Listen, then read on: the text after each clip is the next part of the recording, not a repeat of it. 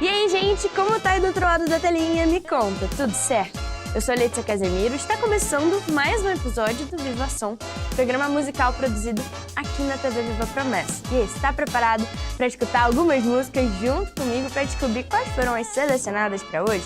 Então, olha, antes da gente começar, não esquece de curtir e compartilhar esse vídeo com todo mundo que você conhece, além de seguir a gente aqui no canal e também em todas as outras redes sociais que estão aqui embaixo na descrição. E aí, preparado? Então, produção, roda a vinheta!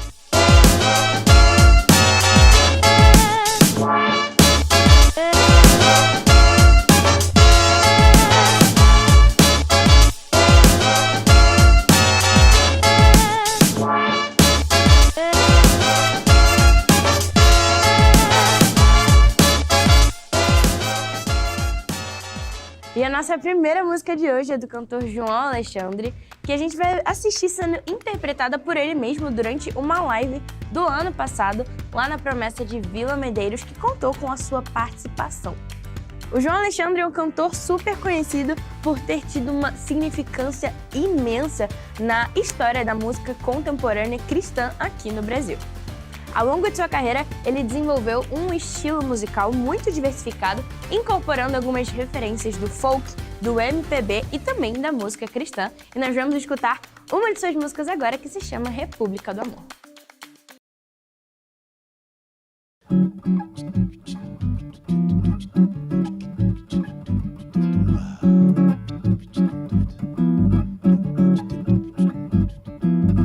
Feliz a nação cujo Deus é o Senhor, que se curva diante da cruz e na luz do amor mais perfeito explode no peito a mensagem que diz: Brasil, tua esperança está em Jesus, pois só Ele te fará sorrir e surgir lá do fundo do poço, alvorada de amor sob o teu céu de anil.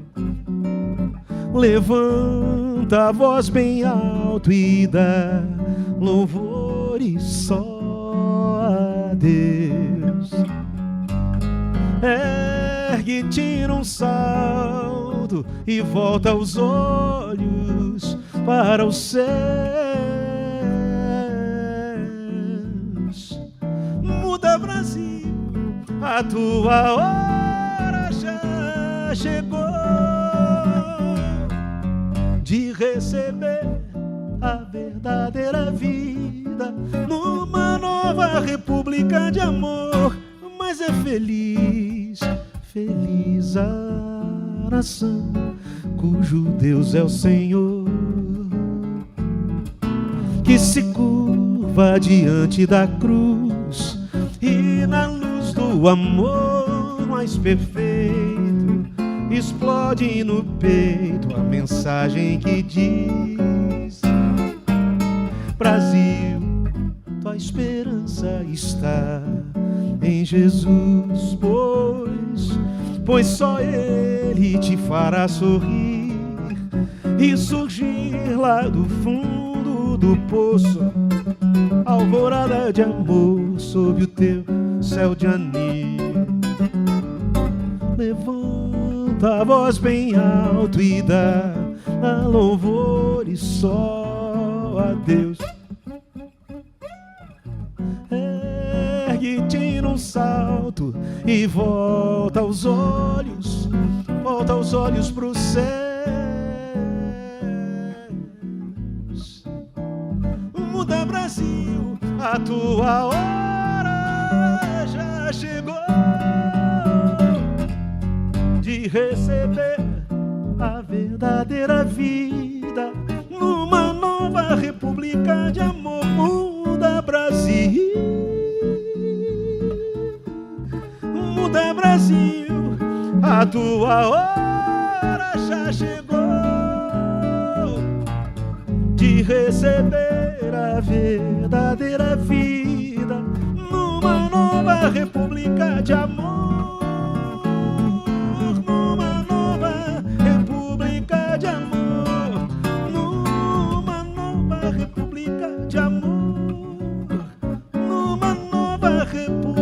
república de amor. Numa nova república, numa nova república de amor. Numa nova república de amor.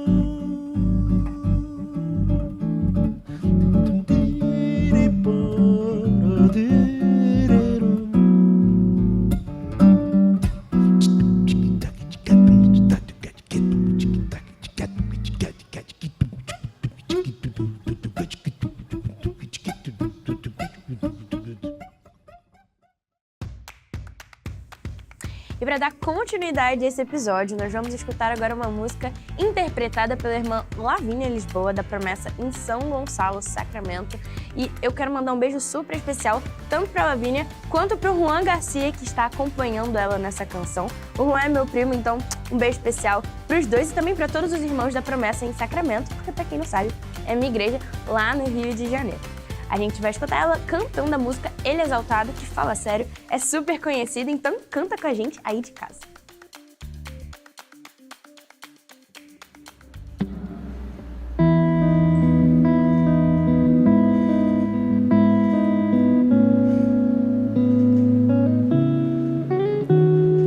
Ele exaltado, o Rei exaltado nos céus. Eu louvarei, Ele exaltado para sempre, exaltado seu nome. Louvarei.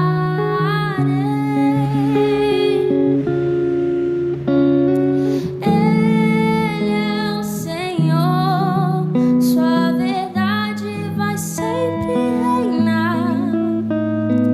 Terra e céus glorifiquem seu santo nome. Ele exaltado, o Rei exaltado nos céus.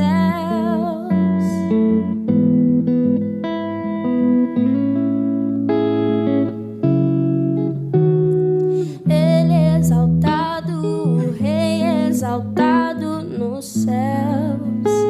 Eu louvarei, Ele exaltado para sempre, exaltado seu nome. Louvarei.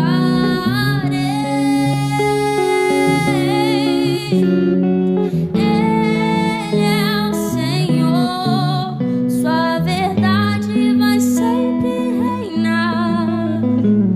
Terra e céus glorifiquem seu santo nome. Ele exaltado, o Rei exaltado nos céus. Ele é o Senhor, sua verdade vai sempre reinar. Terra e céus glorifiquem seu santo nome. Ele exaltado, o Rei exaltado nos céus. Ele exaltado, o Rei exaltado nos céus. Ele exaltado, o Rei exaltado nos céus.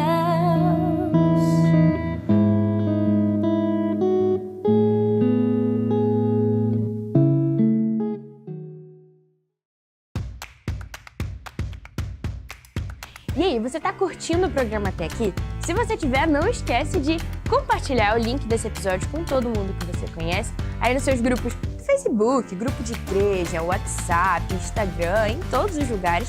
Curtir esse vídeo e também comentar, coloca aqui sugestões de músicas que você gostaria de escutar aqui no Viva Som e se você tá gostando ou não do programa. Agora vamos ouvir uma apresentação do grupo Artluz Jazz Band na Promessa Vila Medeiros durante a Semana Louvor que aconteceu em julho deste ano. Agora vamos ouvi-los interpretando a música Arde em Mim Outra Vez, do Eli Soares.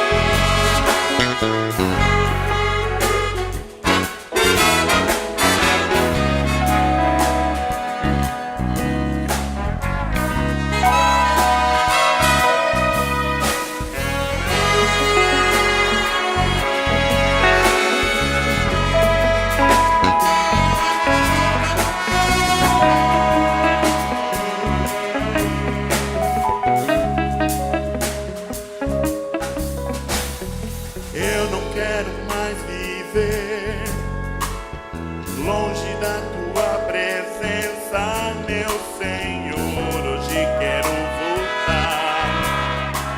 voltar ao início de tudo, quando eu era feliz, sentia a tua presença, caminhava ali no seu jardim, te encontrava todo dia. Mas me perdi, Senhor, no caminhar, tentei andar sozinho na aventura desta vida, foi só ilusão. Confesso que andei perdido, sim, mas hoje te devolvo um coração arrependido do que fez. Quero voltar, Senhor, para os teus filhos, tapa dos teus filhos. Me molha, me lava, me ensina, me inspira e arde outra vez no meu coração. Me molha, me lava, me ensina, me inspira e arde outra vez no meu coração.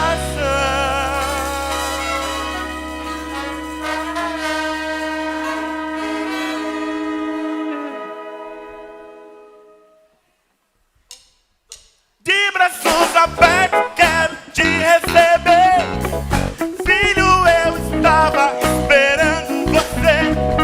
Você pra mim é tudo que sonhei um dia. Eu te amo.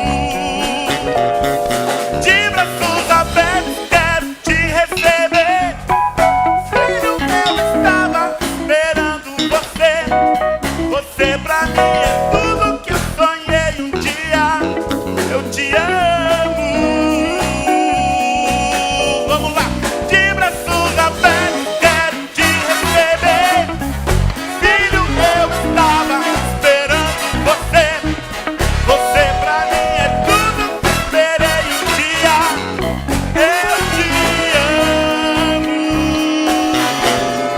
De braços abertos quero te receber, filho, eu estava esperando você. Você pra mim é tudo que esperei um dia. Eu te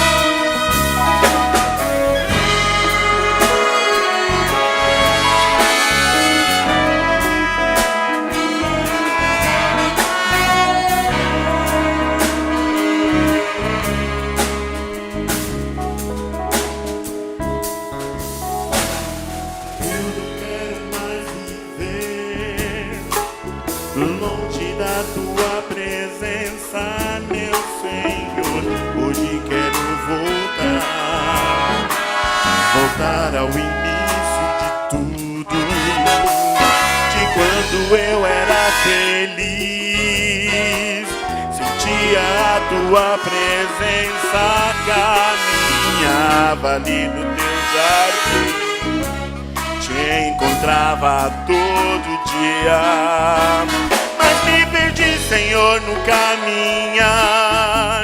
Tentei andar sozinho na aventura desta vida, foi só ilusão. Confesso que andei perdido, mas hoje eu te devolvo um coração arrependido de tudo que fez. Quero voltar, Senhor, para os teus rios. Me molha, me lava, me ensina, me inspira, e age outra vez no meu coração.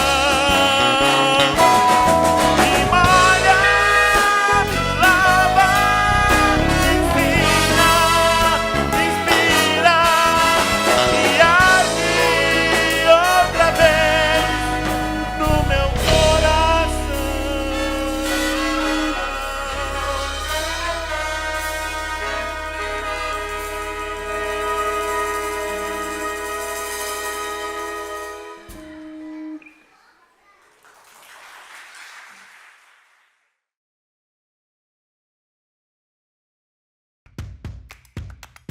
E já finalizando esse episódio, vamos terminar com uma música que, se eu fosse puxar a sardinha pro meu lado, eu diria com chave de ouro, porque a gente vai escutar agora a canção Tudo Que A Gente Precisa.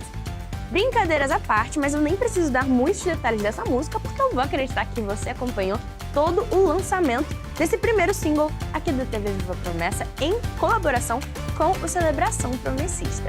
E vamos para a última música?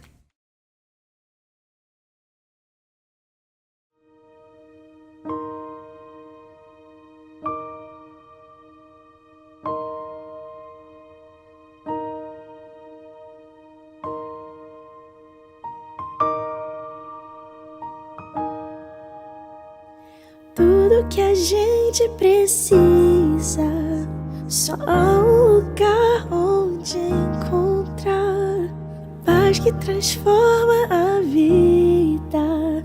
Somente em Jesus poderão achar tudo que a gente precisa. Só há um lugar onde encontrar a paz que transforma a vida. Somente em Jesus poderão achar.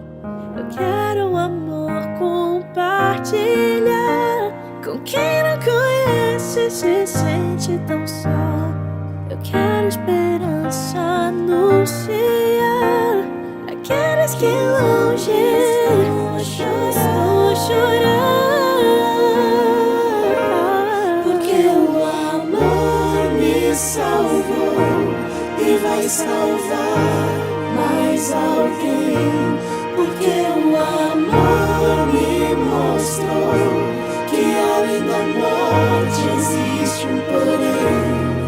E este amor vou anunciar, sua paz compartilhar, e do meu irmão irei cuidar. E do meu irmão irei. Todo lo que necesitas, hay un lugar donde lo encontrarás. La paz que transforma la vida, solo en Jesús la hallarás. Tudo que a gente precisa, só há um lugar onde encontrar a paz que transforma a vida. Somente em Jesus poderão achar. I wanna share your wonderful love with those who don't know you and feel so alone. Only the Lord can't find hope and tell them to come back to where they belong. Porque el amor me salvó y salvará a muchos más. Porque el amor me mostró que tras la muerte hay algo más. Y este amor anunciaré y su paz compartiré. De mi hermano voy a cuidar. 'Cause life and peace reside on you. E do meu irmão irei cuidar.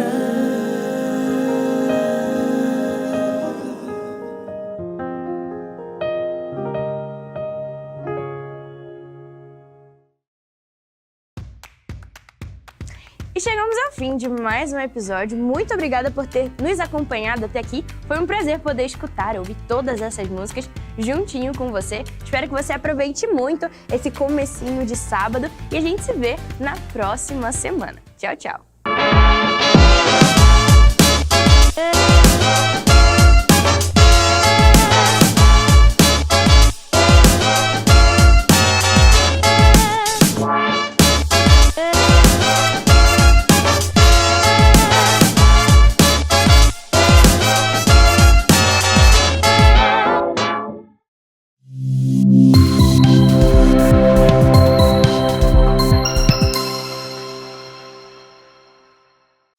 Oi, tudo bem com você? Eu tô aqui para te dar uma dica super interessante. Você já deve conhecer o Amigos da Missão. Agora, existe um modo mais rápido e mais fácil mesmo, de ajudar o Amigos da Missão. É o Pix. Basta você entrar no aplicativo do seu banco, acessar a opção Pix e colocar a chave sou@amigosdamissão.org. Dessa forma, a sua contribuição cai em questão de segundos. É muito importante que nas observações você coloque o seu nome, para que a gente possa te conhecer melhor. Afinal de contas, o Amigos da Missão é feito por mim e por você. Pronto, agora você já é um amigo da missão. Para facilitar ainda mais as suas próximas doações, basta cadastrar a chave Pix no seu aplicativo. Agora você já faz parte do time Amigos da Missão. Viva a promessa!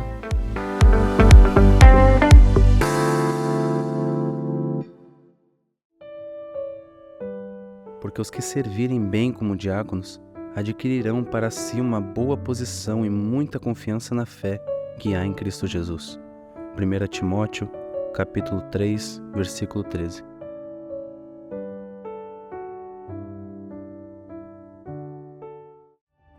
Olá, graça e paz, irmão, irmã, em Cristo Jesus da Igreja Adventista da Promessa.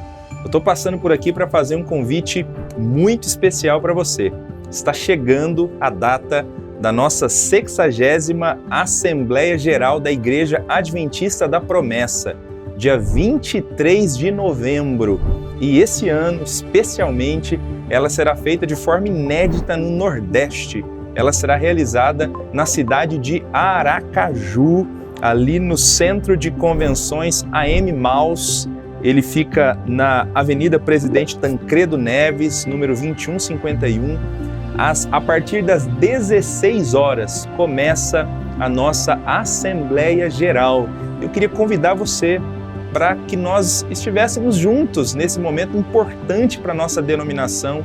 Ali nós vamos ouvir aquilo que Deus está fazendo por meio da Igreja Adventista da Promessa. Vamos celebrar o nome dele e teremos um culto especial também de adoração ao nome do Senhor.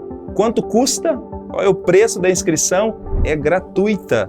Você pode organizar a caravana da sua igreja e participar da 60ª Assembleia Geral gratuitamente. Venha participar com a gente desse tempo de festa, especialmente você que mora no Nordeste. E o convite, é óbvio, é para todo promessista de todo o Brasil. É isso, espero você. Até lá! E eu tenho um recado para você que talvez não poderá estar de forma presencial. Você poderá ter acesso a uma cobertura exclusiva de tudo que vai acontecer na Assembleia através da TV Viva a Promessa. Vamos também estar transmitindo ao vivo para que você faça parte dessa grande celebração. Então, fique ligado, se você ainda não é inscrito na TV Viva a Promessa, se inscreva e faça parte dessa grande celebração dos promessistas.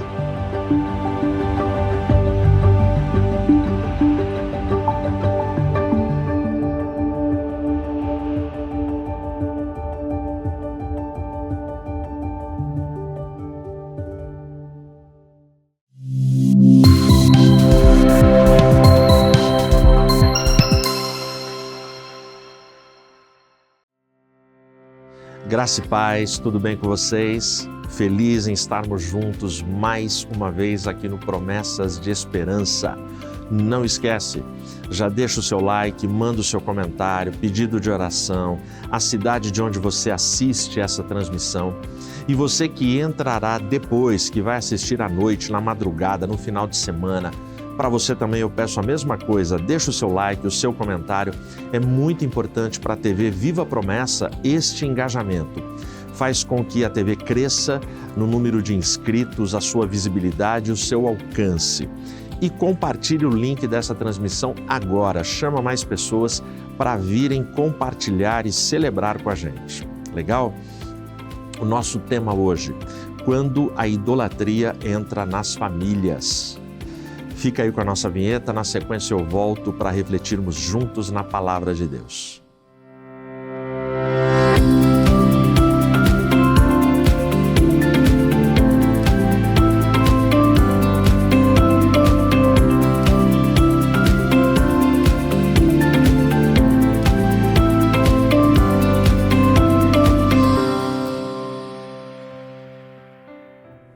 Abre a sua Bíblia na primeira carta de João, vai no capítulo 5, último capítulo. Eu vou ler para a gente, em nome de Jesus, o último versículo. Filhinhos, guardai-vos dos ídolos. Amém. Senhor, muito obrigado por esse momento, obrigado pela Tua presença e obrigado pelo alto privilégio de poder compartilhar trechos das Escrituras Sagradas com os Teus filhos. Guarda-nos todos, perdoa os nossos pecados e fala conosco. Em nome de Jesus eu oro. Amém. Idolatria. Idolatria, de uma forma bem direta, significa adoração a ídolos, a deuses falsos, a uma multiplicidade de deuses. O ser humano, intrinsecamente, no seu DNA, ele traz a necessidade de adoração. Se o ser humano não adora a Deus, alguma coisa ou alguém, ou algumas coisas ou alguéms, ele terminará adorando. Porque o ser humano pede isso.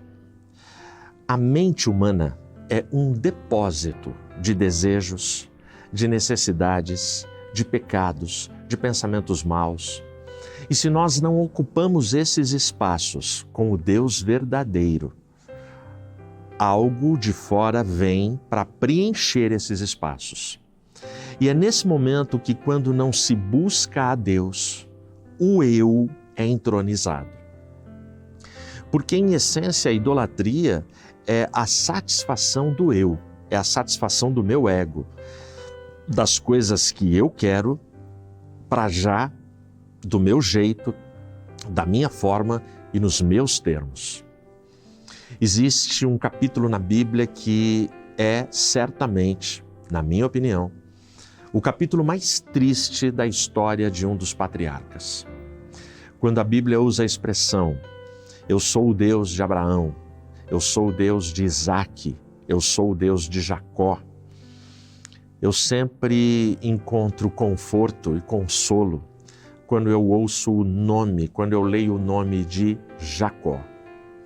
Porque se Deus teve graça ilimitada e suficiente para ser o Deus de Jacó, eu acho que todos nós temos chances, todos nós temos a possibilidade de termos nossos pecados perdoados, lavados e termos transformações, mente renovada e uma nova vida em Cristo.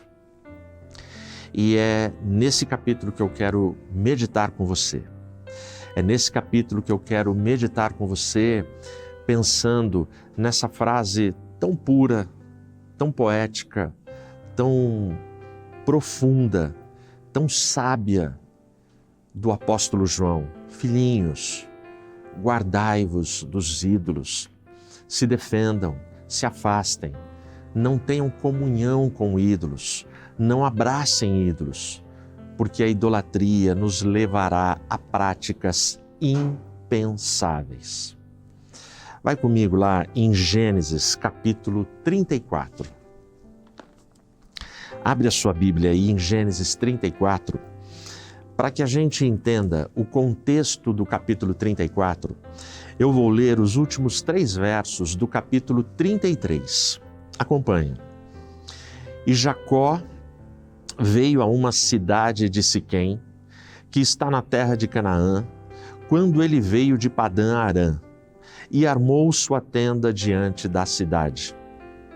E ele comprou uma parte de um campo, onde havia armado sua tenda, da mão dos filhos de Amor, pai de Siquém, por 100 peças de dinheiro. E ele ergueu ali um altar e o chamou El Elohei Israel, ou seja, terra de Israel, o Deus de Israel. Esses 3 versos revelam algumas coisas importantes para a gente entender o capítulo 34. Jacó, ele está vindo com a caravana dele desde a fuga de Labão. Jacó, ele está caminhando e ele chega em Siquém e ele arma a tenda dele. Ele para ali. Ele arma a tenda dele, aí o texto vai dizer para mim que ele compra parte de um campo, ou seja, ele achou um terreno lá em promoção, viu uma oferta interessante e ele negocia, ele compra esse campo. E de quem que ele compra? Ele compra dos filhos de Amor. Quem é Amor? O Amor aqui, ou Hamor, é com H, ele é o rei de Siquém. E além da cidade se chamar Siquém, um dos filhos de Hamor se chama Siquém. Até hoje ninguém descobriu se ele dá o nome no filho da cidade ou se ele conquistou a cidade e deu para a cidade o nome do filho. O fato é que ele tem um filho honrado, um filho amado, um filho querido, que se chama Siquém. E ele ergueu ali um altar e o chamou El Elohei Israel, o Deus de Israel. Então Jacó, ele está caminhando, ele para com a caravana dele, ele gosta do lugar, ele negocia no lugar, ele conhece siquemistas, ele faz amizades com o povo, ele já tem um terreno, ele armou um altar, ele já tem uma vida em Siquém. Para você entender, o Jacó, desde que ele está nessa caminhada dele, ele já caminhou cerca de 800 quilômetros quando ele para em Siquém. Para você entender o que é Siquém, tem um rei, mas não pense numa super enorme cidade. Nessa época, nós estamos falando de uma cidade fortificada com muros, mas com uma média de 500 a 1.000 habitantes. Portanto, uma pequenina cidade.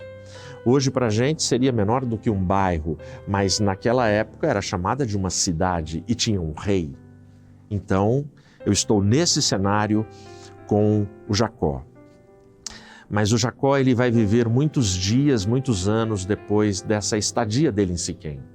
E ele vai viver o suficiente para ter se arrependido parar em Siquém. Aí a gente chega no capítulo 34, e o capítulo 34 abre da seguinte maneira: E Diná, filha de Lia, que ela gerou a Jacó, saiu para ver as filhas da terra. Diná tem nessa época aqui por volta de 15 anos de idade. É uma adolescente.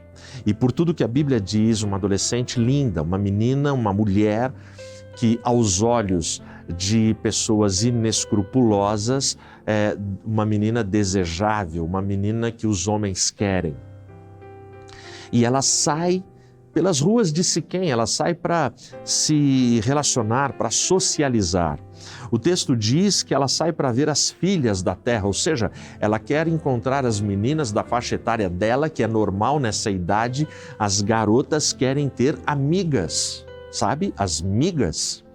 Então a Diná sai, e ela sai para se relacionar. Mas o que vai acontecer aqui nessa primeira saída dela é algo assim dramático. Pense que para Jacó a Diná é uma pérola, para Jacó a Diná é um tesouro, é uma preciosidade rara. Dos muitos filhos que ele tem apenas uma filha mulher. Eu conheço casais que têm 2 filhos, 3 filhos, 4, 5 filhos porque foram tentando e só tem homens. Não conseguiram ter menina e desistiram e pararam. Conheço até casais que têm 8 filhos, homens, e não conseguiu vir uma mulher. O Jacó, ele tem um montão de filhos e tem uma única menina, que é a Diná. Então a Diná para ele é menina dos olhos, é raridade. Mas olha o que acontece no versículo 2. E quando Siquém, filho de Amor, o heveu, príncipe da terra, a viu, tomou-a e deitou-se com ela e a desonrou. A minha tradução ela é bastante formal nas palavras que usa. Mas existem traduções, e possivelmente pode ser que você esteja acompanhando o texto, que deixam claro, ele praticou sexo forçado com ela, ou seja, o que acontece aqui é um estupro. A Diná, ela sai pelas ruas de Siquém e ela é estuprada. Mas ela não é estuprada por um meliante anônimo da cidade. Ela é estuprada pelo Siquém, pelo filho do rei. Seria como se a sua filha fosse estuprada pelo filho do prefeito da sua cidade. Ou seja, nós estamos falando de algo extremamente grave, de algo repugnante, de algo que é reprovável em qualquer cultura e qualquer época da história da raça humana. E isso acontece com a Diná. Então, a estadia, a parada em Siquém começa a mostrar a sua face mais destruidora e mais sofredora e humilhante para a história de Jacó. A gente pula o versículo 3 e a gente encontra Siquém falando com seu pai. E Siquém falou com seu pai, Amor, dizendo, toma-me esta donzela por mulher. O que o Siquém está fazendo? O Siquém é o filho do rei, é o filhinho do papai. O texto está dizendo para mim que ele estuprou Diná, mas ele se apaixonou, ele se enamorou por Diná. E ele é incapaz de conquistar o coração da Diná, de pedir perdão do que ele fez, de corrigir as mazelas que ele cometeu. E aí o que ele faz? Ele vai para o papai, porque o papai é rei. E porque o rei manda, as coisas têm que acontecer. E eles estão na terra do rei, eles estão em Siquém. Então ele fala, pai, eu peguei uma garota, eu me deitei com ela, eu forcei a relação sexual com ela, mas eu quero ela para mim, pai. Aí, a informação agora, somente agora, ela vai chegar para Jacó, versículo 5.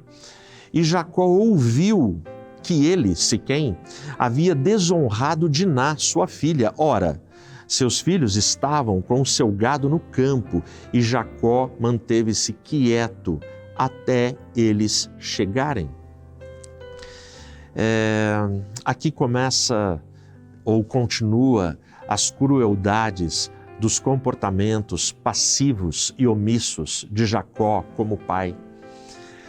Ele ouviu que a filhinha dele, a única, a joia, ela foi estuprada. O texto fala que ele recebe a informação e ele fica quieto. Ele não abre a boca, ele não diz nada, ele não tem uma opinião, ele não demonstra indignação, ele não fica irado, ele fica quieto. Olha que a história vai piorando, vai acompanhando, porque a história ela vai piorando e piorando muito. Bom, então o amor, ele vai conversar com Jacó, está aqui no versículo 6. Ele vai para se encontrar, os dois pais, o pai de Siquém e o pai de Diná, vão precisar sentar para conversar.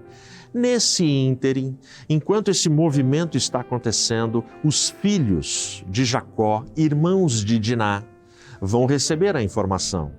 Veja a reação dos irmãos. Versículo 7.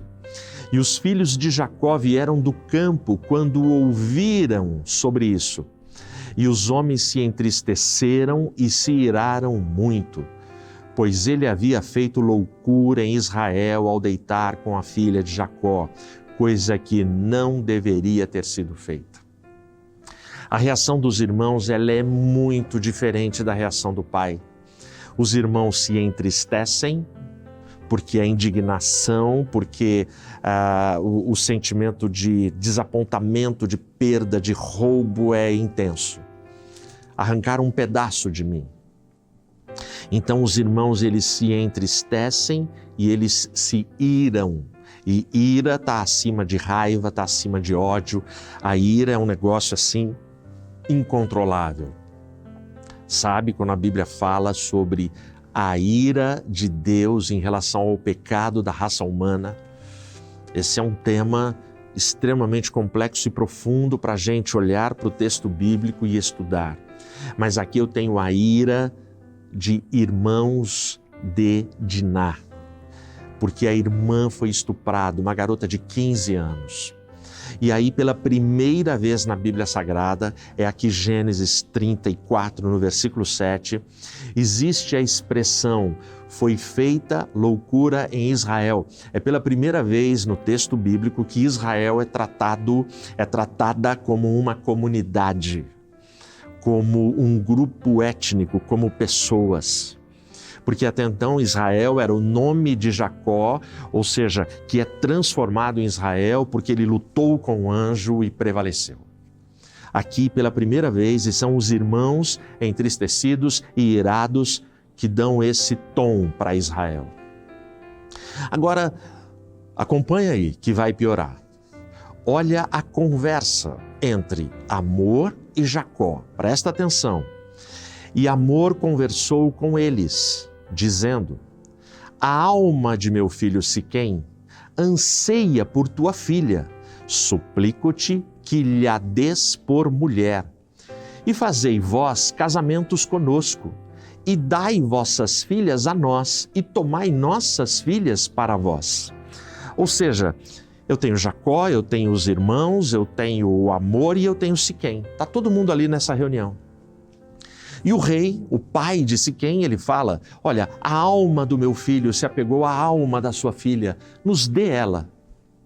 E vocês vão poder pegar as nossas mulheres e dar às vossas mulheres para que a gente faça casamentos entre os nossos povos.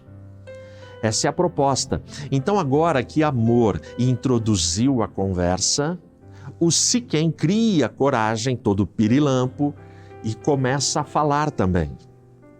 Versículo 11. E Siquém disse ao pai e aos irmãos, ou seja, disse a Jacó e aos irmãos dela, de Diná. Olha o que ele diz: ache eu graça aos vossos olhos, e o que me disserdes eu o darei. Pedi-me o quanto mais quiserdes de dote e dádiva, e eu darei de acordo com o que me disserdes, mas dai-me a donzela por mulher. Gente, é uma proposta pior que a outra. O Siquém, ele cria coragem, porque ele sozinho não teria coragem de ir encarar os irmãos e o pai da Diná. Mas ele vai na segurança de que ele é filho do rei. E aí ele fala que eu possa achar graça diante dos olhos de vocês, mas eu quero a irmã de vocês, eu quero a sua filha, Jacó. E aí ele apela para o poder econômico, financeiro. Olha, peçam o que quiserem e eu aumentarei o dote, as dádivas, enquanto vocês quiserem. O que vocês pedirem eu farei. Eu só peço uma coisa: me deem a Diná. O triste dessa conversa e dessa reunião é que você não encontra uma palavra, você não encontra um pedido de perdão, de desculpa, não tem arrependimento, não tem vergonha. O que tem aqui é um mau caratismo infernal. O que tem aqui é o poder financeiro, o que tem aqui é o poder da barganha, é a Diná sendo objetificada, ela é o objeto que interessa. Você tem os filhos ouvindo, o Jacó ouvindo e, de forma decepcionante, o Jacó continua calado. Mas a história vai piorar. E agora eu vou narrar para você, está tudo aqui. Você pode ler depois com calma. Os filhos, os irmãos de Diná, eles não aceitam. A primeira reação deles é: não, a gente não pode aceitar essa proposta por um motivo. O texto vai falar que quando eles falam enganosamente. Essa palavrinha enganosamente significa que naquele momento eles já mentorearam, eles já planejaram a vingança deles. O que eles vão falar daqui para frente é só cena, é só teatro. Então eles dizem e apelam para a religião. Quantas pessoas usam a religião para atingir os seus interesses nos dias de hoje?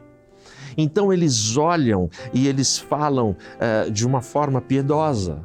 Não, a gente não pode aceitar essa proposta por um motivo. Vocês não são circuncidados. Agora, aí vem a proposta deles, a contraproposta. Se todos os homens de Siquém se circuncidarem, aí ok, a gente entrega as nossas mulheres para casamento e vocês entregam as mulheres de vocês, a gente se estabelece aqui e formamos um só povo. Essa é a proposta. O texto continua e vai piorar. Vai piorar porque Amor e Siquém, eles vão para o portão da cidade. Reúnem os homens da cidade. Lembra que eu te falei que Siquém é pequena, de 500 a 1.000 habitantes, portanto, 200 homens, 300 homens no máximo, porque tem mulheres, tem crianças. Então, eu imagino uma média de 100 a 200 homens, não mais que isso. Não mais que isso. E no portão da cidade, eles falam da proposta. E Amor e Siquém, de forma muito malandra, está aqui no texto, eles falam: olha, é um povo pacífico, é um povo que não está causando nenhum problema, é um povo que a gente pode aceitar para estar aqui com a gente, eu vou continuar rei. Eles estão pedindo apenas uma coisa: que todos os homens daqui de Siquém façam a circuncisão. Agora, veja bem, gente, eles vindo para cá, o gado deles será nosso gado, as terras serão nossas terras, as mulheres serão nossas. Ou seja, existe uma malandragem no discurso, e o discurso é: olha, é só um cortezinho, é uma circuncisão, e olha o lucro, a vantagem que nós vamos ter desses tontos. Então ali, em toda essa negociata, você tem um querendo furar o olho do outro. E o texto termina dizendo que todos eles aceitaram a proposta. Aí, dá uma olhada no que vai acontecer 3 dias depois. E aí, se você está com a sua Bíblia aberta, versículo 25. E aconteceu no 3º dia, que quando eles estavam doloridos, ou seja, os homens de Siquém fizeram a circuncisão. 3 dias depois, eles estão fragilizados, com muita dor, impossibilitados de qualquer batalha e de qualquer reação.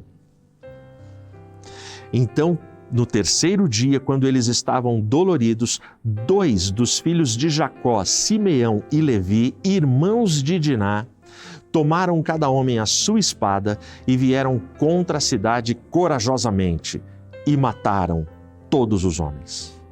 E mataram inclusive Amor e Siquém, seu filho, ao fio da espada, e tomaram Diná da casa de Siquém e saíram. Presta atenção. Jacó continua em silêncio. Perceba que essa história começa com uma garota que sai para socializar, com uma adolescente que saiu para conhecer pessoas estranhas e achar que está tudo bem. Garotinho e garotinha que está me ouvindo aí, cuidado quando a idolatria entra na sua casa. Ah, pastor, eu não estou vendo idolatria aqui ainda, só comportamentos ruins, mas calma, nós vamos chegar lá. Mas obedece papai e mamãe. Quando papai e mamãe falam, não vai ali, não vai ser bom, acredita no seu pai e na sua mãe.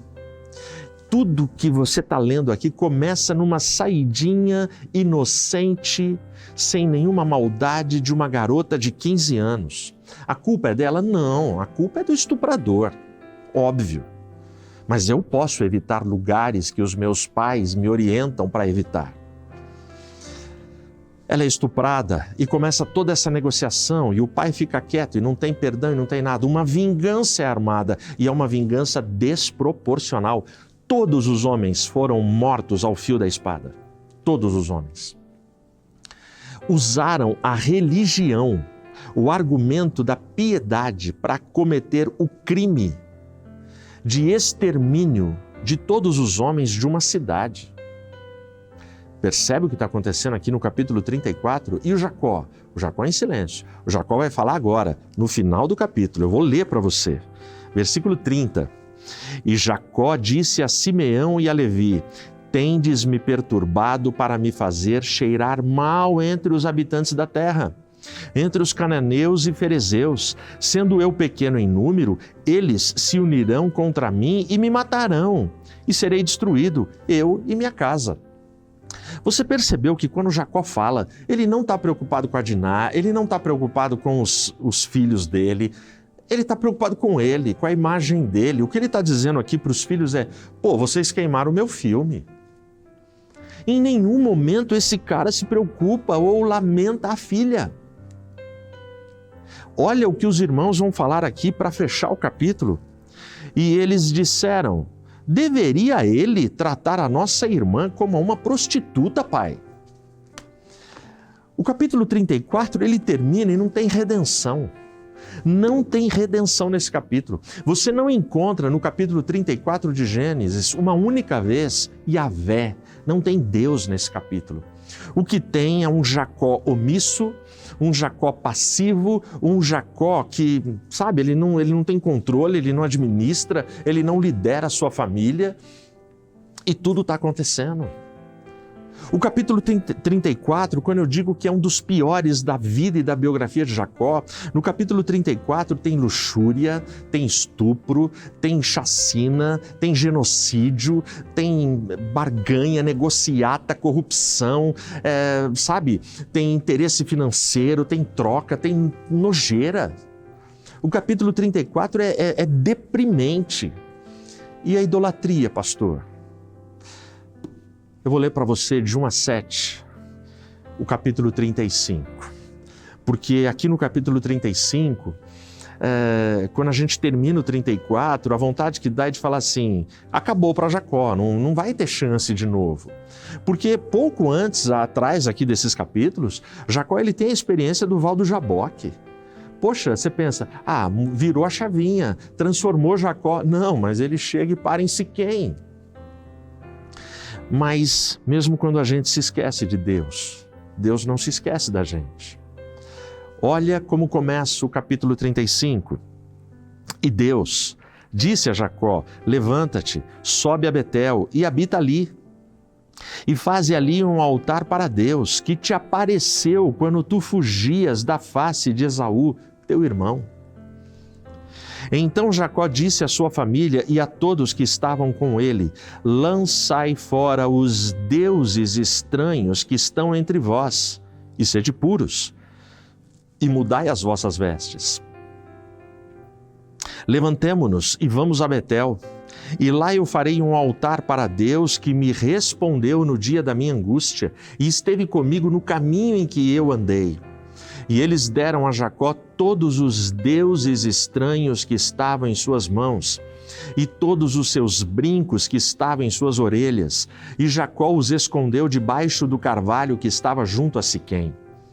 E eles viajaram, e o terror de Deus estava sobre as cidades que estavam ao redor deles, e eles não perseguiram os filhos de Jacó.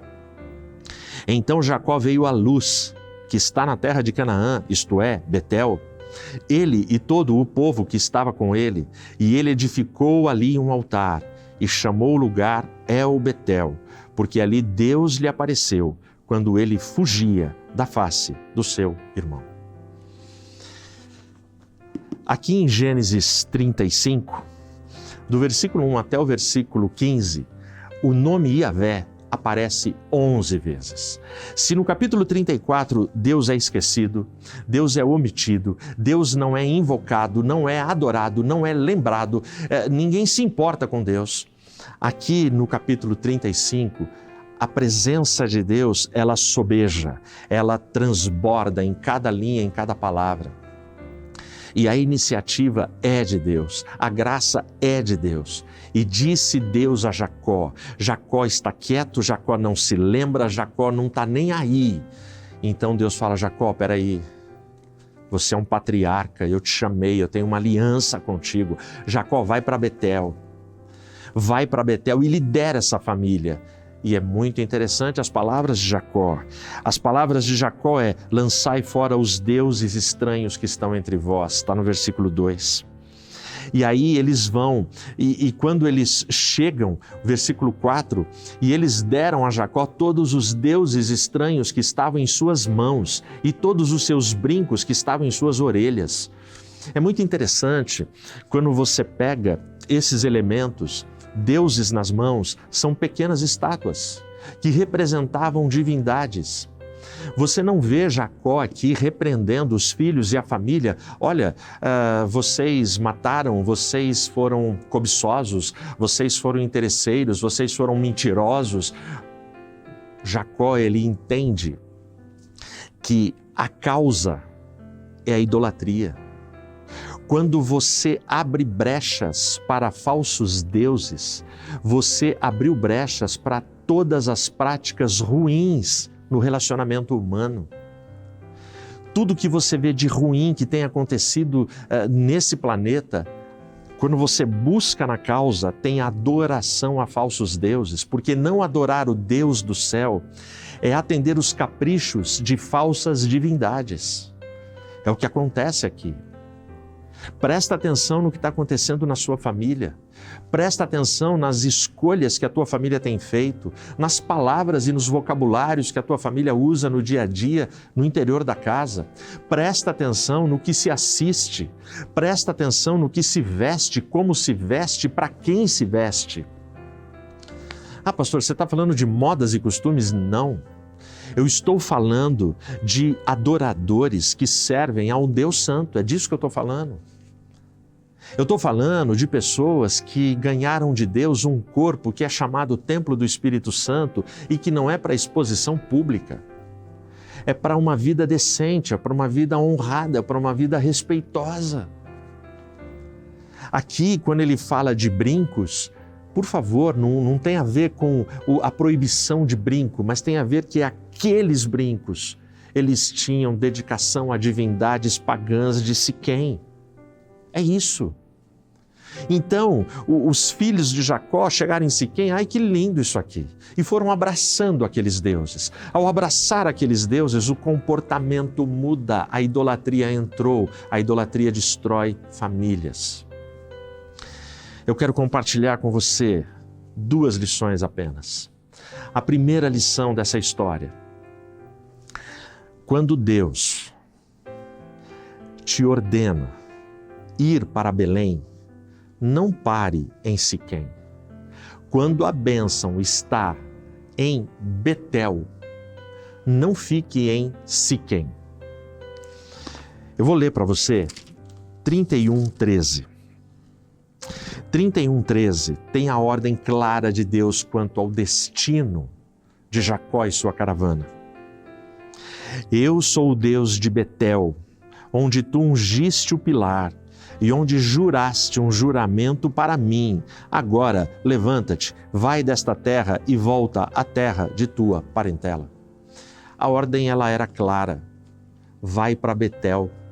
Lembra que eu te disse no começo, eles já tinham percorrido 800 quilômetros. Sabe qual era a distância de Siquém para Betel? 30 quilômetros. Ele já tinha andado 800.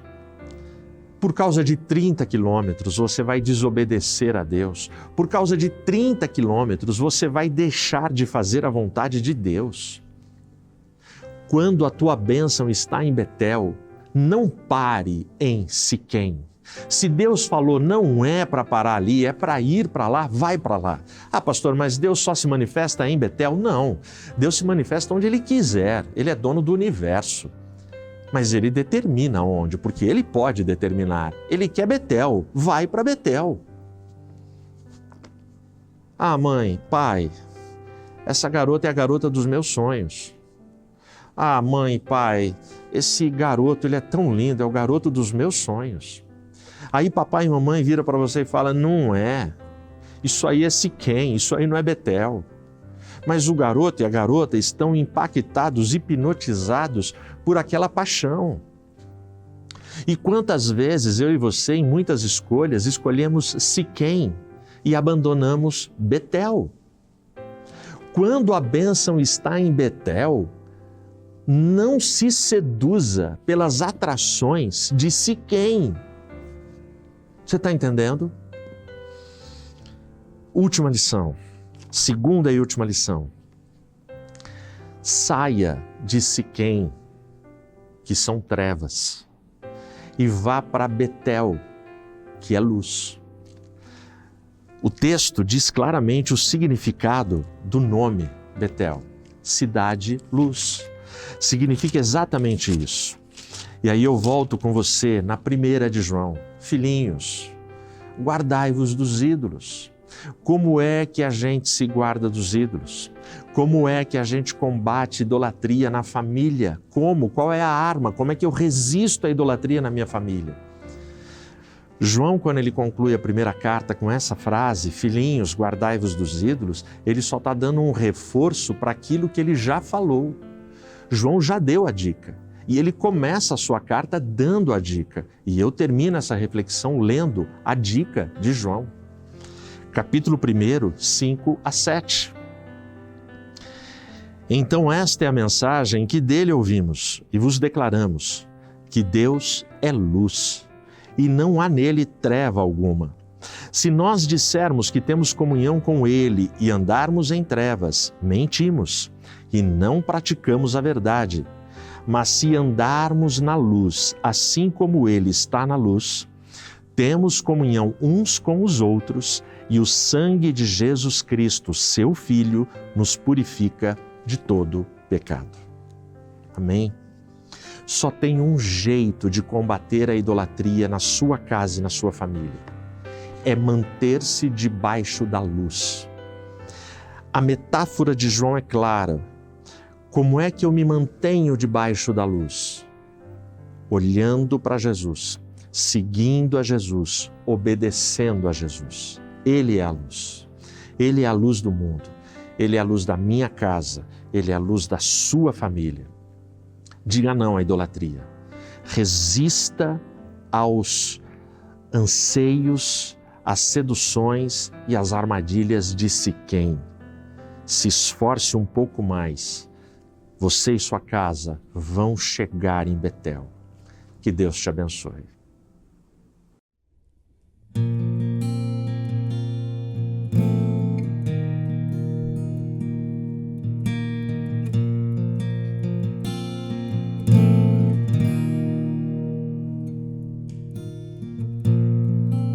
Digno desta canção, só tu és Senhor. Digno do meu louvor, só tu és Senhor. Digno da minha vida, tu és Senhor. Oh, eu sou teu.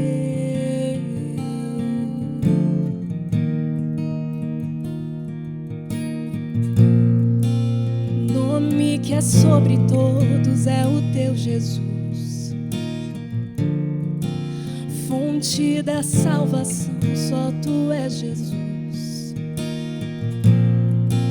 Digno da minha vida, tu és Jesus. Ó, eu sou teu.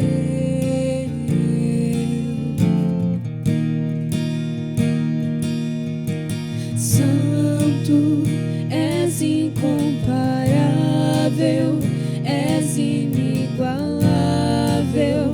Abre os meus olhos, Senhor, mostra quem tu és e enche o meu coração do amor que faz mudar o mundo.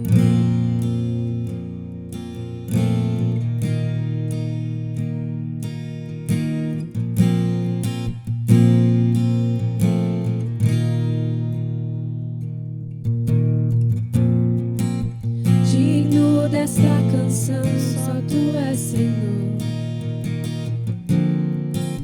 Digno do meu louvor, só tu és, Senhor. Digno da minha vida, tu és, Senhor. Oh, eu sou teu.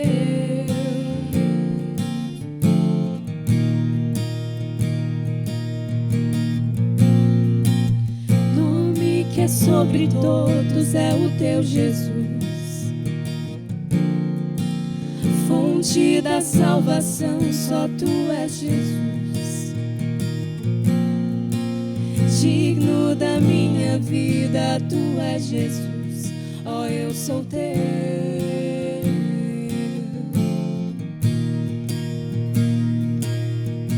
Santo, és incomparável, és inigualável. Abre os meus olhos, Senhor, mostra quem tu és e enche o meu coração do amor que faz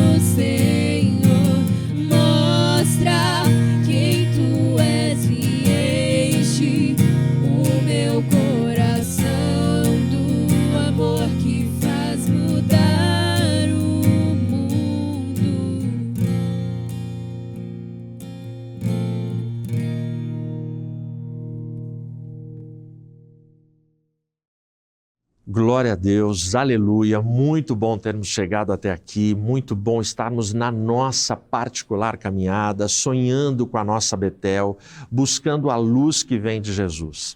Que Deus te abençoe muito, que Deus abençoe a sua caravana, que Deus abençoe a sua família, que Deus abençoe a sua casa.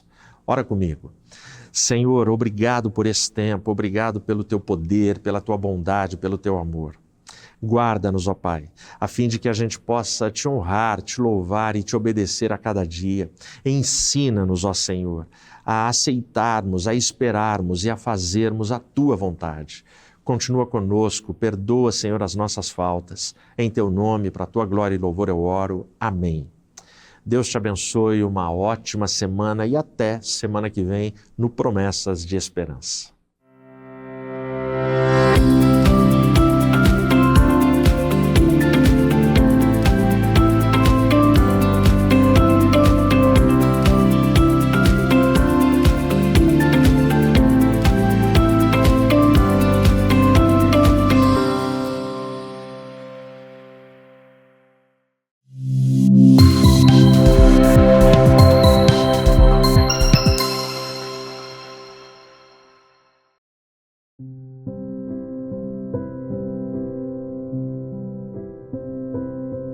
Muitas mulheres são exemplares, mas você a todas supera.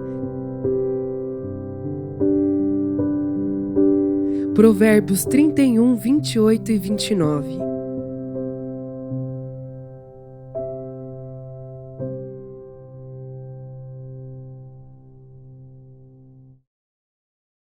Olá, graça e paz, como vocês estão? Eu estou passando por aqui porque eu tenho uma informação muito importante. Você sabia que a TV Viva a Promessa está presente no WhatsApp e no Telegram? Isso aí, você pode acessar agora aqui através do QR Code que está aparecendo na nossa tela e fazer parte dos grupos aí da TV Viva a Promessa no WhatsApp e no Telegram. Você vai poder ter acesso exclusivo a conteúdos e também ser avisado quando os blocos ao vivo aqui da programação da TV começarem, tanto na manhã quanto na noite. É uma oportunidade também muito boa para que você possa interagir aqui com a gente. Então não perca essa oportunidade, faça parte e fique por dentro de tudo o que acontece na TV da sua igreja.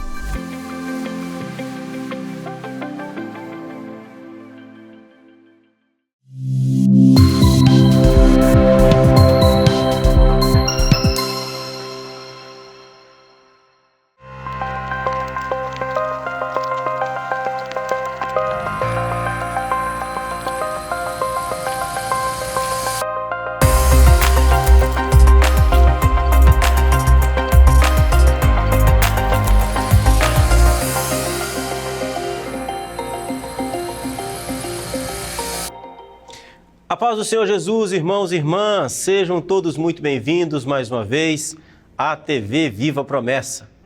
Eu sou o pastor Kennedy Matos e você está no programa Evangelho em Foco. É muito bom ter você aqui, é uma alegria, é um privilégio poder compartilhar esse tempo, esse momento com você. Agora, obviamente eu me pergunto, quem é você? Eu só vou saber quem é você se você colocar aqui embaixo nos comentários uma mensagem. Aí vai aparecer o seu nome e eu sei exatamente quem você é. Coloca ali a sua saudação para que a gente possa saber quem é você. Coloca ali o seu abraço, o lugar de onde você está nos acompanhando, tá bom?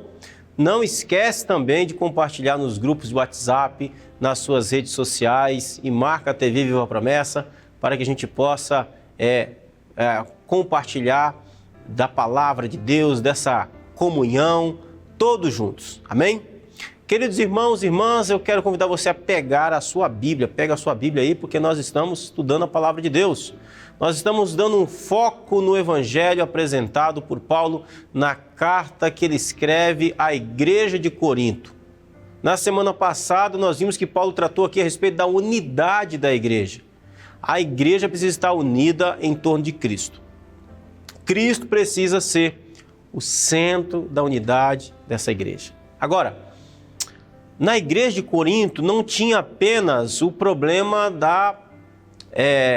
dessa questão que eles ficavam brigando entre si. Não havia apenas a questão da falta da unidade. Havia um outro problema muito grave em Corinto, que eu julgo pessoalmente que fosse talvez o maior problema da igreja de Corinto. A igreja de Corinto tinha, sim, muitos problemas. Questão da problema na unidade, problema de pecados sexuais, problema de irmãos que levavam outros irmãos à justiça, ou seja, eles resolviam os problemas deles fora do âmbito da igreja, fazendo com que o nome de Jesus fosse escandalizado. A igreja de Corinto tinha um problema de como lidar com os dons sobrenaturais e extraordinários do Espírito Santo na ordem do culto público. A igreja de Corinto tinha um problema, por exemplo, também com relação à questão dos mortos. Paulo vai tratar desse problema lá no capítulo 15. Agora, julgo eu que um dos maiores problemas da igreja de Corinto, se não o maior problema da igreja de Corinto, da qual esse fosse talvez a origem de todos esses outros problemas, seja o problema da arrogância intelectual, do conhecimento, da sabedoria humana que havia em Corinto. E eu vou explicar por quê. Porque Corinto era, vamos dizer assim, a cidade vizinha de Atenas. Atenas, durante séculos, foi o centro do mundo filosófico durante muito tempo. Atenas foi o centro filosófico de toda a sabedoria humana. De Atenas saíram muitos pensamentos. Os atenienses, eles gostavam tanto de filosofia quanto o brasileiro gosta de futebol. E Corinto era uma cidade muito próxima de Atenas. Corinto também respirava a filosofia. Eles gostavam de ficar sentados nas praças, nas ruas, discutindo ideias, ouvindo novidades, pensamentos elaborados. E quando esses irmãos que viviam na cidade de Corinto, quando essas pessoas que viviam na cidade de Corinto foram alcançadas pelo Evangelho e elas vieram para o contexto da igreja, elas trouxeram consigo esse orgulho da intelectualidade. Nada contra a sabedoria, nada contra o estudo, nada contra ser intelectual, acadêmico, isso é uma bênção. O problema é quando essa sabedoria é usada para fins perniciosos. Você vai ver que, por exemplo, lá em 1 Coríntios capítulo 12, quando Paulo vai tratar a respeito da liberdade cristã, quando ele vai responder a pergunta, pode comer carne sacrificada ao ídolo? Sim ou não? Paulo não começa respondendo se pode ou se não pode. Paulo começa dizendo o seguinte, olha, vocês precisam entender que o conhecimento ensoberbece, mas o amor edifica. O que Paulo está dizendo? Se vocês estão tratando a respeito da liberdade cristã a partir apenas da intelectualidade, a partir apenas do conhecimento, vocês estão esquecendo de amar o irmão. Se vocês forem resolver as questões que a palavra de Deus não é clara, ela não diz nem que sim nem que não, apenas a partir do conhecimento, um entende de um jeito, outro entende de outro, vai dar ruim. Vocês vão rachar a igreja, vai ser um problema. Porque o conhecimento, o saber, ensoberbece, ou seja, deixa vocês inchados como um balão. Mas é o amor que edifica. Nem tudo a gente resolve na base da razão do conhecimento. Isso é importante, isso deve ser levado em consideração, mas o amor não pode ser esquecido. Por que eu estou fazendo toda essa digressão aqui, ou então toda essa introdução? Para a gente entender que Paulo, a partir desse momento, na carta aos Coríntios, vai começar a lidar com isso na igreja. Veja, hoje nós vamos tratar então, a partir do verso 18. Paulo disse, na semana passada nós vimos que ele trata a respeito da unidade da igreja. Então ele termina no verso 17 dizendo assim, olha, porque não me enviou Cristo para batizar, mas para pregar o evangelho, Não com sabedoria de palavra. Olha que interessante isso aqui. Ele já está puxando o gancho. Mas para que não se anule a cruz de Cristo. E aí entra o texto que nós vamos estar vendo hoje, a partir do verso 18. 1 Coríntios capítulo 15, verso 18. Certamente a palavra da cruz é loucura para os que se perdem. Mas para nós que somos salvos, é poder de Deus. Pois está escrito, destruirei a sabedoria dos sábios e aniquilarei a inteligência dos instruídos. Onde está o sábio? Onde o escriba? Onde o inquiridor deste século? Porventura não tornou Deus louca a sabedoria do mundo? Visto como na sabedoria de Deus o mundo não o conheceu por sua própria sabedoria, aprove a Deus salvar os que creem pela loucura da pregação. Porque tanto os judeus pedem sinais como os gregos buscam sabedoria. Mas nós pregamos a Cristo crucificado, escândalo para os judeus, loucura para os gentios. Mas para os que foram chamados, tanto judeus como gregos, pregamos a Cristo, poder de Deus e sabedoria de Deus. Porque a loucura de Deus é mais sábia do que os homens e a fraqueza de Deus é mais forte do que os homens. Então o que Paulo está dizendo aqui? Paulo está dizendo para aqueles irmãos o seguinte: irmãos, quando eu estive aí anunciando o Evangelho, eu fui pregar o Evangelho não com sabedoria de palavra. Voltando um pouquinho ainda àquilo que nós falamos na semana passada, Paulo está dizendo o seguinte: olha, não há razão para vocês ficarem unidos baseado em mim.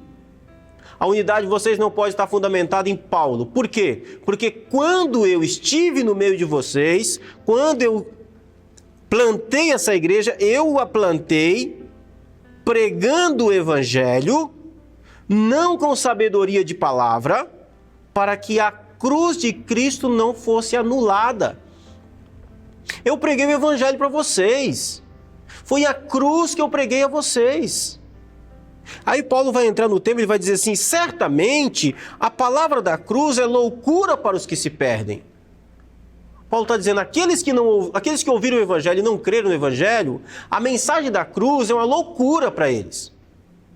Para aqueles que estão perdidos, para aqueles que se perdem, a palavra da cruz, a mensagem da cruz, a ideia, a pregação de que alguém é salvo porque um homem foi crucificado, isso é loucura para esse pessoal. Mas esse foi o evangelho que eu preguei, é isso que Paulo está dizendo. Esse foi o evangelho que eu ensinei um evangelho a partir de Cristo crucificado. Para eles, isso é uma maluquice. Para eles, isso é loucura. Mas para nós que fomos salvos, essa pregação do evangelho através da cruz, de que nós somos salvos por causa de um Jesus de Nazaré que foi crucificado, para nós essa pregação, essa palavra da cruz, é poder de Deus. Então, o que Paulo está dizendo é, Deus trouxe ao mundo uma outra sabedoria, a sabedoria da cruz. O mundo tem a sua sabedoria, o mundo tem a sua racionalidade, o mundo não consegue entender como é que alguém morto numa cruz pode salvar o mundo inteiro. O mundo não entende. O mundo não entende como que o sacrifício de um homem pode salvar o outro.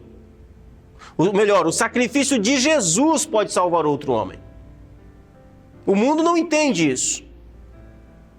É por isso que Deus então traz a esse mundo a sabedoria da cruz. Meu irmão, deixa eu dizer um negócio para você. Esse negócio de Jesus ser morto na cruz, isso é comum para nós 2000 anos depois que estamos aqui no Ocidente. No tempo de Paulo, pregar que alguém era salvo se cresse que Jesus de Nazaré é o Filho de Deus e que a sua morte na cruz do Calvário foi uma morte substitutiva por causa dos nossos pecados, meu irmão, se hoje isso já é um negócio, eu diria que não é difícil, é impossível do homem acreditar nisso. O homem só acredita nisso porque o Espírito Santo faz uma obra no coração do ser humano. Naquela época, isso era mais estranho ainda. Porque para aquelas pessoas do primeiro século, estava muito próximo na história. Para aquelas pessoas do primeiro século, quem morria na cruz eram condenados pelo Império Romano, condenados perigosos. É por isso que Paulo diz que para aquele século, para aquele mundo, a mensagem da cruz era uma loucura. Era uma doideira. Era louco esse negócio. Mas é isso que Paulo está dizendo, que Deus, então, visto que, olha, o mundo rejeitou a sabedoria de Deus, Deus trouxe, então, a sabedoria da cruz. E Paulo vai citar aqui o Antigo Testamento, pois está escrito, destruirei a sabedoria dos sábios e aniquilarei a inteligência dos instruídos. Paulo aqui, citando Isaías, ele está dizendo que Deus já havia profetizado de que aqueles que se consideram sábios desse mundo, aqueles que conseguem identificar, aqueles que conseguem discernir a realidade, discernir o mundo. Paulo diz, eu vou destruir a sabedoria desses sábios. Eles se consideram sábios, inteligentes, eu vou aniquilar a inteligência dos instruídos. Por que Paulo está dizendo isso? Porque eles rejeitam a revelação natural de Deus. É o argumento que ele vai usar no verso 20. Por que Deus iria fazer isso? Porque ele faz uma pergunta no verso 20, onde está o sábio? Então, aqueles que se dizem sábios desse mundo, cadê eles? Onde está a sabedoria dos sábios? Por que eles não conseguiram perceber o plano redentor de Deus? Onde está o escriba? Onde está aquele que registrou, aqueles que leem, aqueles que têm acesso à informação? Por que eles não conseguiram? Por que eles não conseguiram discernir a vontade de Deus? Onde está o inquiridor desse século? Ou seja, aqueles que perguntam, aqueles que questionam, aqueles que pensam a realidade, a vida. Essas pessoas olharam para toda a realidade da criação, para toda a realidade da existência, e eles não chegaram a lugar algum com relação à salvação, com relação aos propósitos eternos de Deus.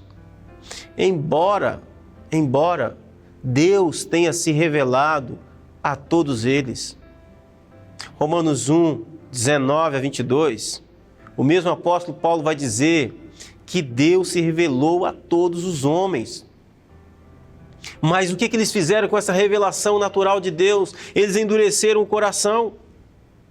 E porque eles endureceram o coração, a revelação natural de Deus, aí Paulo vai dizer aqui, olha, porventura não tornou Deus louca a sabedoria do mundo? Os homens olharam para a realidade, leram a realidade, mas porque o coração estava endurecido à voz de Deus. Então Deus torna louca aquela sabedoria. A sabedoria dele se tornou algo que virou uma loucura, virou algo que não fazia o menor sentido. Então os homens começaram a procurar a razão do ser, do existir, em coisas que não faziam o menor sentido. É só nós olharmos para a quantidade inumerável de proposta filosófica que existe para a vida. Cada filósofo tem uma proposta diferente. E ninguém chega a lugar nenhum. Ninguém consegue chegar ao propósito pela qual Deus estabeleceu todas as coisas. É um problema. Aí o apóstolo Paulo diz no verso 21, visto como na sabedoria de Deus, o mundo não o conheceu por sua própria sabedoria. Sabedoria humana, ela é carnal, ela é caída, ela é humanista, ela é egocentrada. Ela jamais vai conseguir admitir a realidade de Deus. É isso que o apóstolo Paulo está dizendo, visto como na sabedoria de Deus, o mundo não conheceu por sua própria sabedoria. Aprove a Deus salvar os que creem pela loucura da pregação. Aprove a Deus então quis, Deus então decidiu salvar os que creem através da sabedoria da cruz. Isso, sabedoria essa da cruz, que o mundo chama de loucura. Olha como é que são as coisas, estão invertidas. É um mundo de cabeça para baixo. A sabedoria humana, que é uma loucura que não chega a lugar nenhum, que não resolve absolutamente nada, que não traz o propósito último da existência do homem, é tido como sabedoria extraordinária. Mas Deus diz, isso é uma loucura. Porque a proposta da sabedoria humana não resolve absolutamente nada, não chega a lugar nenhum. No fim das contas, toda a sabedoria humana, e aqui Paulo vai estar falando do peso filosófico que havia em Corinto nos seus dias, no fim das contas, o filósofo vai chegar, depois de pensar muito, depois de examinar tudo com a sua sabedoria filosófica, ele vai chegar no fim e vai dizer assim, acabou, morreu tudo, não tem nada. Chegou em lugar nenhum. Não existe salvação, não existe pecado, não existe esperança, não existe novo céu, nova terra, não existe vida após a essa vida, a esse mundo, não existe redenção, não existe culpa, não existe nada. É isso. Então, Paulo vai dizer, visto como na sabedoria de Deus o mundo não o conheceu, por sua própria sabedoria, a sabedoria humana não levou o homem a conhecer a Deus, aprove a Deus. Deus então quis salvar os que creem pela loucura da pregação. Aí vai dizer, porque tanto os judeus pedem sinais, como os gregos buscam sabedoria. E aí Paulo faz distinção aqui entre dois povos, né? Os judeus, para crer que Jesus era o Messias, eles estavam sempre pedindo sinal. Faz um milagre aí. O que é que você fez para provar que é alguém vindo de Deus? Quais são os seus sinais? Quais são os seus milagres? Meu irmão, esse negócio de ficar pedindo milagre para Deus, para tudo, a Bíblia chama isso, sabe de quê? De incredulidade. Incredulidade. Eu quero te lembrar que quem fica pedindo sinal para Deus toda hora, no Evangelho, é o diabo. Se tu és filho de Deus, transforma essa pedra em pão. Se você é filho de Deus, pula daqui. É o diabo que está sempre com esse negócio de ficar tentando Deus. Aliás, toma cuidado com esse negócio, tá? Se o Senhor me ama, faz isso. Se o Senhor quer que eu vá, faça aquilo. Olha, Deus é direto. Ele já disse na palavra dele que você tem que fazer. Para de ficar fazendo trabalho de tentador. Esse negócio de ficar colocando Deus à prova é pecado isso. Isso é incredulidade. Se Deus quiser que eu vá, então aconteça isso. Se Deus quiser que eu fique, aconteça aquilo. Você não é guiado por Deus? Você não tem clareza da vontade de Deus sobre a sua vida? Que indecisão é essa? O que acontece com o seu coração? Então, esse negócio de ficar pedindo sinal para Deus, isso é incredulidade. Se Deus já falou, já mandou, vai e faz, meu irmão. Não tem que ficar testando Deus. Então os judeus ficavam sempre pedindo um sinal. Se você é filho de Deus, se é o Messias, faz alguma coisa. Quais são os sinais de que você é o Messias? Então, o que Paulo está dizendo aqui é o seguinte. Os judeus pedem um sinal. Quais são os sinais que você faz para que nós possamos crer em você? Os gregos já não ligavam para o sinal, já não ligavam para o milagre. Os gregos buscavam sabedoria. Quando Paulo chega em Atenas, eles perguntam, o que é que esse tagarela está falando? O que é que ele está anunciando aí? Será que é um Deus novo? Um novo conceito? Uma nova filosofia? Tem gente que é igual ao grego. Fica indo atrás. Tem uns que são como os judeus, ficam indo atrás de revelação, milagre para cá, milagre para lá, profetada. Outros são igual aos gregos, buscam só a palavra. Participam de todos os congressos, congresso disso, congresso daquilo, encontro de não sei das quantas, capacitação de não sei o quê. Aí você vai ver, o fundo disso tudo é para quê? Eu estou querendo saber a minha direção, estou procurando saber para onde eu vou, o que eu devo fazer. No fim das contas, você está testando se aquilo que Deus já disse é aquilo mesmo. Então, os gregos estavam sempre buscando uma palavra de poder, uma palavra de conhecimento. Estavam sempre, olha, eu só vou crer se for uma palavra de conhecimento. Se for um conceito muito elevado, eu acredito em Jesus. O que Paulo diz? Mas nós pregamos a Cristo crucificado. Evangelho. Eu vou dizer aqui nessa câmera. Evangelho. Evangelho. Cristo crucificado é evangelho. Evangelho é Cristo crucificado. Para de ficar contando historinha. Para de ficar indo atrás de milagre. Para de ficar procurando sinal. E você pare de ficar promovendo falso sinal, falso milagre, prometendo aquilo que o Espírito Santo não prometeu. Pare de ficar se preocupando com sabedoria humana. Conheça o Evangelho. Vá estudar justificação. Vá estudar propiciação. Vá estudar o que significa as obras centrais da cruz. Vá procurar responder por que é que Jesus teve que morrer na cruz do Calvário. Não é para quê, não, é por quê. Evangelho. Para de ficar perdendo tempo com mensagens emocionais. Para de ficar perdendo tempo e ficar massageando o ego de bode. Vá pregar o Evangelho. E você pare de ficar indo atrás de gente que só fica falando de emoções, que quer ficar cuidando do seu coração, da sua vida depravada. Vá ouvir o Evangelho, vá ouvir o Evangelho da cruz. O Evangelho da cruz, meu irmão, vai humilhar você. O Evangelho da cruz vai botar você no seu devido lugar, que é debaixo dos pés da cruz. É Cristo e Cristo crucificado. Isso é o Evangelho. Isso é o que importa. Eu acho maravilhoso o que Paulo está falando aqui. E eu me lembro de Martin Lloyd Jones agora.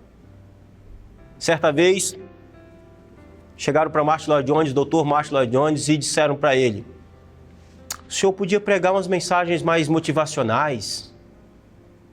O senhor podia trazer uma palavra mais para elevar? O senhor só fica falando aí dessas coisas, de Romanos, do Evangelho. O senhor poderia perguntar para a igreja o que a igreja quer ouvir. Martin Lloyd Jones foi um excelente médico, se formou. Antes de ser ministro do Evangelho, ele foi considerado para ser um dos médicos da família real inglesa. Então ele respondeu para essa pessoa: quando você está doente, você vai no médico. É você que receita o remédio para você mesmo ou é o médico que receita o remédio para você? Ele disse: os meus pacientes nunca receitaram remédios para si. Era eu que receitava remédio para eles. É o Evangelho. É o Evangelho. A igreja precisa do Evangelho de Jesus. A igreja precisa do Evangelho de Cristo. É isso que a igreja precisa. Não perca o seu tempo. É isso que Paulo está dizendo. Eu não perdi o meu tempo quando estava no meio de vocês. Quando eu plantei essa igreja, eu plantei ela com a palavra da cruz. Com o Evangelho. Com o Evangelho. O Evangelho, Cristo crucificado, é escândalo para o judeu. O judeu fica escandalizado. Como é possível um negócio desse? Salvação de um homem foi crucificado. É loucura para os gentios. O gentio não consegue entender. Para o gentio isso é uma coisa louca. Mas Paulo vai dizer no verso 24. Mas para os que foram chamados, e aqui já é uma distinção, né? Se a mensagem da cruz é uma loucura para você, você não foi chamado, querido.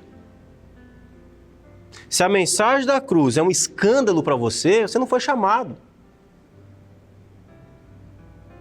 Para aqueles que foram chamados, para os que foram chamados, Cristo crucificado é poder de Deus, é sabedoria de Deus. É isso que Paulo diz. Mas para os que foram chamados, tanto judeus como gregos, pregamos a Cristo, poder de Deus e sabedoria de Deus. Porque a loucura de Deus é mais sábia do que os homens, e a fraqueza de Deus mais forte do que os homens. Paulo está dizendo assim, ainda que Deus ficasse doido, a maluquice de Deus seria mais sábia do que toda a sabedoria humana. Ainda que Deus ficasse fraco, a sua fraqueza seria mais forte do que toda a força humana. É por isso, meu irmão, em nome de Jesus, eu suplico, prega o Evangelho. Pregue o Evangelho. Sim, o Evangelho é ofensivo. Sim, as pessoas vão sair ofendidas da sua pregação por causa do Evangelho. Problema delas com o Espírito Santo. Ser ofensivo não significa você ofender as pessoas. Ser mal educado, grosseiro. Não.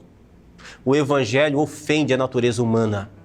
O Evangelho ofende a natureza humana. Sim, as pessoas sairão feridas pelo Espírito, mas o Evangelho foi pregado. Foi pregado. É por isso que Paulo vai dizer, lá no texto que nós falamos da semana passada, não faz sentido nenhum vocês estarem dividindo entre vocês, discutindo entre vocês, dizendo que tem um grupo aí que é o grupo de Paulo. Não morri por ninguém. Não apresentei a vocês um evangelho de Paulo. Apresentei a vocês um evangelho de Cristo. Vocês precisam estar fundamentados em Cristo, em quem Ele é. Porque o evangelho é a sabedoria da cruz que Deus trouxe a esse mundo, pela qual nós somos salvos apenas por Ele. Vamos orar? Maravilhoso Pai, Deus Santo que está nos céus, nos ajude, Senhor.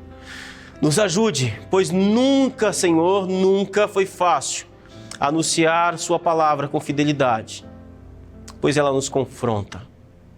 Mas o Evangelho, Senhor, é o Seu poder. O Evangelho, ó Deus, é a Sua sabedoria. Senhor, nós flertamos com a incredulidade quando achamos, meu Deus, que precisamos fazer com que o Seu Evangelho seja mais palatável, ele seja politicamente correto. Senhor, nós flertamos com a incredulidade quando nós tentamos, Senhor, de alguma maneira, suavizar, Senhor, os pontos sensíveis do Evangelho, e com isso nós adulteramos o Evangelho. Pai, desafia o nosso coração para que ele creia, ó Deus, que o Senhor decidiu, não pela sabedoria humana, não pela racionalidade humana, não a partir, Senhor, da filosofia desse mundo, mas a partir da sabedoria da cruz, manifestar o Seu poder para a salvação de todos aqueles que nele creem. Em nome de Jesus, Senhor, abençoe as nossas vidas. Eu te peço, Pai, em nome de Jesus. Amém. Querido irmão e irmã, eu quero agradecer a Deus pela sua vida, que Deus possa abençoar o seu coração de forma poderosa e extraordinária. Também quero convidar você a fazer parte aqui desse programa do Amigos da Missão. Se você ainda não faz parte, por favor, nos ajude. Entre aqui no QR Code, as informações estão aqui, como você pode contribuir. Acesse para que você possa ter mais informação, para que você possa fazer parte desse grupo, para que nós possamos levar a palavra de Deus a mais pessoas, em nome de Jesus. Deus abençoe a sua vida. Um forte abraço. Coloque aqui embaixo nos comentários de onde você está nos acompanhando, o que você achou. Mande a sua saudação. E semana que vem a gente se vê aqui novamente, continuando a nossa jornada pela carta de Paulo aos Coríntios. Deus abençoe a sua vida. Um forte abraço e até lá, se Deus quiser, em nome de Jesus.